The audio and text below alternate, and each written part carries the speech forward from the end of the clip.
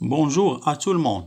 Dans cette nouvelle vidéo, on va voir l'étude énergétique des pendules élastiques ou bien du système solide ressort.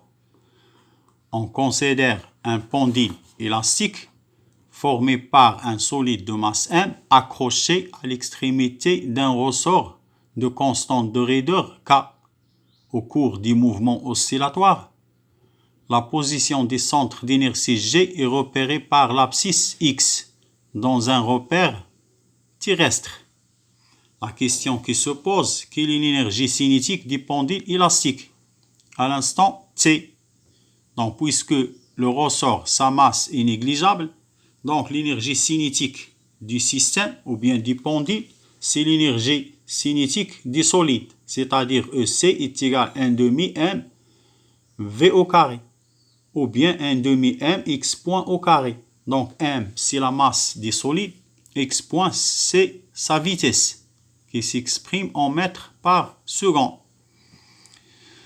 Donc, d'après le théorème de l'énergie cinétique, la variation de l'énergie cinétique entre deux instants TA et TB est égale à la somme des travaux des forces extérieures exercées sur le solide, c'est-à-dire G delta EC est égal au travail de P plus le travail de la force R plus le travail de la force F exercé par le ressort.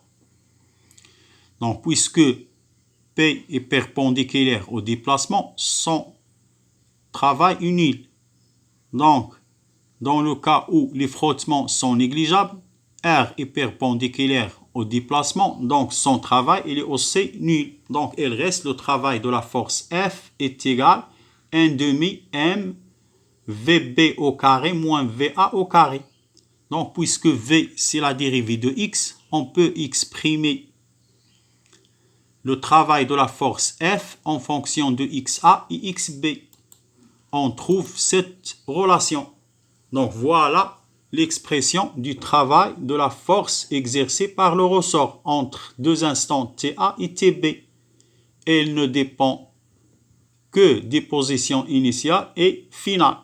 Donc, il est égal à 1 demi K facteur XA au carré moins XB au carré. Donc, d'après cette formule, pour calculer le travail de la force F, il faut connaître l'équation horaire.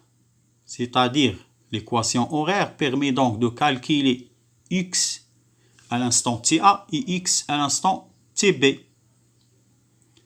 Donc, vous savez que le travail s'exprime en joules. Cela veut dire que le terme 1 demi KXA au carré s'exprime aussi en joules. Cela veut dire que ce terme représente une forme d'énergie. Cette énergie est appelée l'énergie potentielle élastique à l'instant TA. Donc, l'énergie potentielle élastique, notre TEPE, du système à l'instant T est donnée par la relation 1 demi Kx au carré plus une constante. Donc, cette énergie est due à la déformation des ressorts. Donc, le ressort stocke une énergie. Cette énergie est appelée l'énergie potentielle élastique. Donc, X représente l'abscisse de G.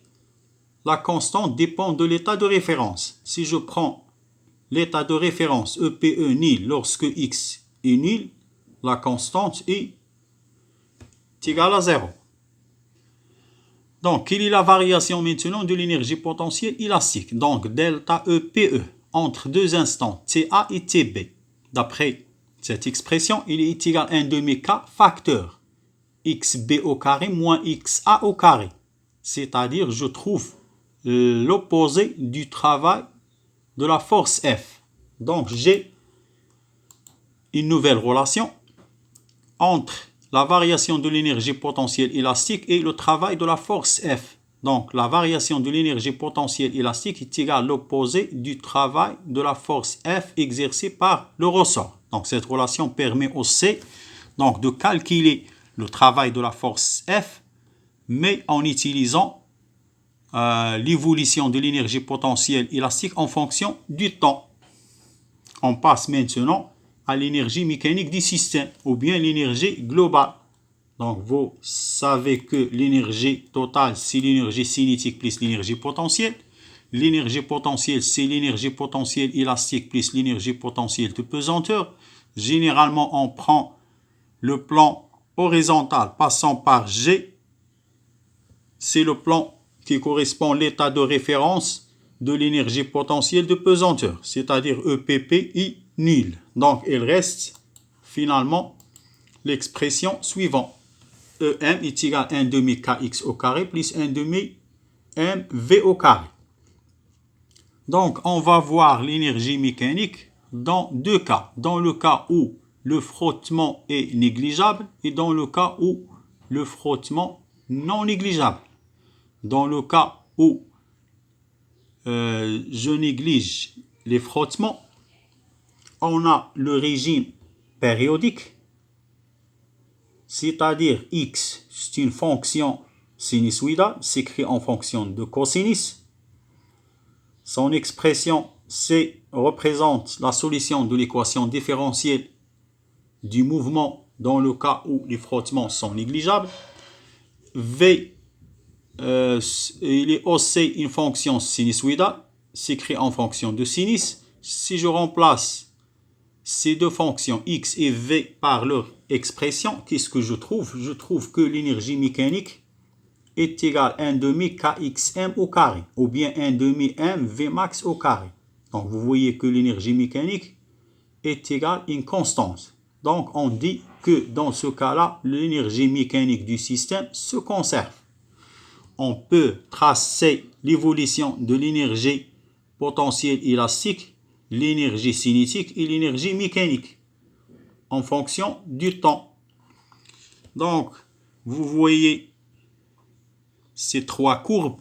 Donc, l'énergie mécanique, elle est toujours constante. Par contre, lorsque l'énergie potentielle élastique maximale, l'énergie cinétique est minimale, et vice-versa. Lorsque l'énergie potentielle élastique diminue, l'énergie cinétique augmente, et vice-versa.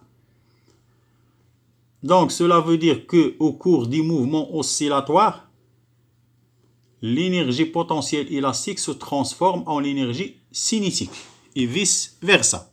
On peut tracer les évolutions de ces énergies en fonction de x. On trouve le diagramme énergétique. Donc, vous voyez que l'énergie mécanique constante, elle est représentée par un segment horizontal. L'énergie potentielle élastique, c'est une fonction parabolique en fonction de x. Donc, ce parabole passe par l'origine. Donc, l'énergie potentielle élastique est nulle à l'origine ou bien à la position d'équilibre et maximale lorsque x est égal à moins ou plus x max. Par contre, l'énergie cinétique est maximale à l'origine et nulle lorsque x est égal à plus ou moins x max. On passe maintenant le cas où les frottements ne sont pas négligeables. Donc, d'après le théorème de l'énergie cinétique, on peut déduire que la variation de l'énergie mécanique est égale au travail de la force de frottement. Et puisque le travail de la force de frottement est négatif, donc cela veut dire que l'énergie mécanique diminue au cours du temps.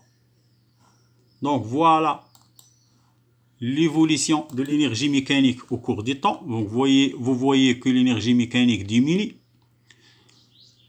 De même pour les autres énergies. Donc, cette diminution est due à la transformation de l'énergie mécanique en l'énergie thermique Q. Donc, quelle est l'expression de l'énergie thermique Q? Donc, pour calculer Q, il faut calculer la valeur absolue de la variation de l'énergie